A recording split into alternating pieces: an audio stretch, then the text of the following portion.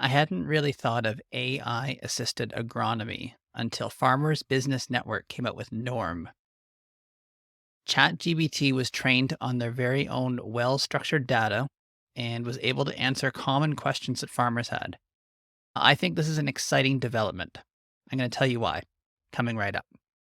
So, welcome to Plants Dig Soil. My name is Scott Gillespie, and I work with farmers and agribusiness on climate smart agriculture. This kind of agriculture has to be scientifically proven to be good for the planet now and in the future. Just as importantly, it also must make economic sense for the farmer, both now and in the future. Go to my website, www.plantsdigsoil.com, or check out the links in the description for the services that I offer. Now, AI has been in the news so much lately, and there have been so many podcast episodes about it. I guess it was time that I weighed into the debate. So let's start at the beginning. AI is artificial intelligence, and it's very different from what we're used to. Algorithms are programmed by humans to do a task. Stoplights use algorithms to determine when to turn each color of light on. They can be adaptable by inputs like sensors that monitor traffic flow, but they still rely on calculations and formula. AI is different. Unlike an algorithm, you can't easily figure out how an AI system comes up with the solution. This is because the software can learn, and I have that in quotes. It takes vast amounts of information and it comes up with a solution. As it does it more and more, it figures out better ways of doing things and can use this to optimize the way it comes to solutions. So you can probably guess the disclaimer that I'm going to put here. This episode was released on May 23rd, 2023. Things are bound to change. It's not an exaggeration to say that this space is moving very fast. I've heard about AI from Nora Young on CBC Spark for the past decade, and it was always about its limitations and its problems, but now it's getting close. Some people think this could be the end of humanity and are asking for moratoriums on its release. So take what I say as my thinking right now, because it's bound to change as well. So a few weeks ago, I started listening to a new writer's podcast, and it turns out that the very first episode to drop was all about AI assisted artisan authors, or as she called it, A4. The podcast name was The Creative Pen, and it's created by Joanna Penn. She's been a podcaster for almost as long as podcasts have existed. Now, I've been thinking about how this is going to change writing as someone who creates content on a regular basis. She went over the debates that are raging within the writing community. Obviously, as you can imagine, there are many for whom this is going to be a huge threat. If your livelihood is based on writing, you can see why. It's a threat to many jobs. People will lose their income. However, the point she was making is that people like to hear from people. Instead of seeing AI as a threat, see it as a tool. Joanna tried it out and found that she could get more on the page when the ideas were flowing and the hands couldn't type fast enough.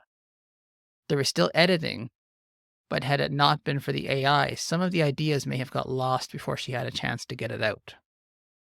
Something important that she was trained the AI on her writing. She has hundreds of thousands of words out there already. So the AI wasn't creating and it wasn't stealing. It was using what she has written and given some prompts and ideas that she has for something new. It put together sentences that it does not understand and then left it for her to edit. As I was listening to this, I was thinking about how this could help people who struggle to write. Many people have ideas when they sit at a computer that they can't get the ideas out. Of course, the issue in this case is how to train the AI on their writing when they don't have writing, but maybe they have podcast episodes where they just talk. The AI could use those as the base and write something that they can't make work. Now, probably not coincidentally, as everyone seems to have an AI podcast episode out now, the next one in my playlist was from The Future of Agriculture, where the host, Tim Hammerich, talked to Kit Barron and Charles Barron, who have no relation, and even though their names sound the same, they're spelled differently, Farmers Business Network, which is FBN, about their new AI program called Norm. They had tried some agriculture questions on ChatGPT and found it wasn't that great. Then someone figured out that they had vast amounts of content already out there, plus structured data on chemical labels. So training it on this data gave it the accuracy needed to release in beta. Anyone using it must acknowledge that they can't act on its device now and must look for official sources first. However, this may help them to know where to look first. So here's the main point that I have about where AI will fit in. It will fit well where there are mundane tasks. If someone can ask AI what the rate of liberty is on canola in Alberta, I'd much rather it ask it than come to me. There was a time when a good agronomist knew all the rates or could easily look them up. But now there's so many products, formulation, manufacturers, and co-packs, it's hard to keep them all straight. Add on to that, each region may have its own rules, so why not let AI figure that out? I was driving in Calgary recently and realized how important GPS directions on the screen of my dashboard are now. It's still important to know how to navigate without it, but cities are more complicated now. There's new streets being built all the time. Paper maps get out of date. And besides, a paper map sitting on a passenger seat is not safer. Glancing at a screen or having the voice tell you your next turn is much safer than holding a map in one hand, finding your location, and figuring out your next move. Shane Thomas has been writing about the digital disruption in agriculture for a while in his weekly Upstream Ag newsletter. Ag retail has been used to being the one-stop shop for ag inputs. Amazon is used for the small things in life, but surely people would always get what they needed from a bricks and mortar chemical dealer, right? Well, it turns out that this is not always the case. As a young agronomist, I was often asked to deliver chemical. I was not in the sales team, I just did scouting. However, when chemical needed to go out, everyone was expected to do their part. The farmer talked to the sales rep who placed the order with the distribution center that sent it to the ag retail, which then had to deliver it. Ordering online means that with farm delivery, many of those steps are eliminated. Sure, it cuts back on the work for your staff, but it frees up agronomists to do what they do best, which is scouting fields. Which brings me to another area AI can disrupt agronomy. It said nothing replaces boots on the ground, and I agree, but AI can help get the boots to the right ground. A simple example is satellite imagery. When I started my career, I just drove around the fields and got out and checked a few spots. Now, yes, the recommendation is to do a W pattern across the field, or if you're in Manitoba, you use an M pattern. But when you have a half mile by a half mile or 800 meter by 800 meter fields, you can't just do this for 10 times a day, 5 days a week.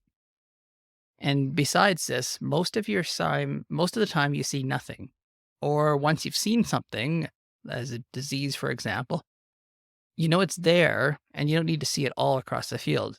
You just need to know how severe it is. Satellite imagery helped me by showing me the poor areas in the field and helped direct where I would go. Once I saw a poor area and a good area, I had 80% of the information I needed to know. And so instead of spending an hour in the field, I could spend a half an hour. Plus, it was more accurate. Running a W pattern across the field leads to a lot of unnecessary walking, and you may miss the poor areas. Satellite only tells the good and bad. Well, it can give you some more detail. It's not until you get out there to tell if it's insects, disease, nutrient deficiency, or waterlogging.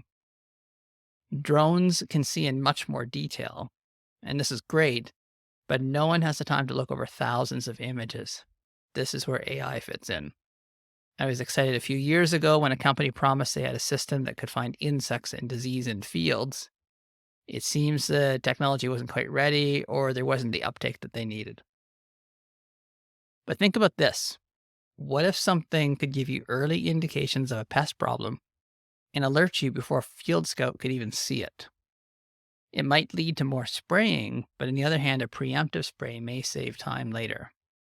It also could be applied to regenerative practices. Perhaps the early warning could help you order some beneficials. Or perhaps it will someday be able to track the pests and the predators, and then it's able to tell you the odds of damage and the point at which the predators may not be able to keep ahead. I'm going to finish this on what I think the future holds. There will be disruption. Business models will change. The days of getting big acres and lots of trucks and summer students may be waning. I never got into this way of working. I didn't want to get big and manage a whole bunch of staff. I just want the information, and then I'll figure out what the best course of action is. AI can help me by doing the things that I don't want to do anymore, like looking up the rates of chemicals. And it can help me focus on the things I love to do, like developing a plan to tackle thistles with cover crops and grazing. Of course, it could replace the things I love to do easily. If this is the case, then maybe it'll free me up to do the things I never dreamed of doing. I like working with people, and in most cases, people like to work with people. Farmers will find ways to use AI to make decisions, but I don't think most will replace human interaction entirely. Thanks for listening to this episode, and I'll talk to you again next time.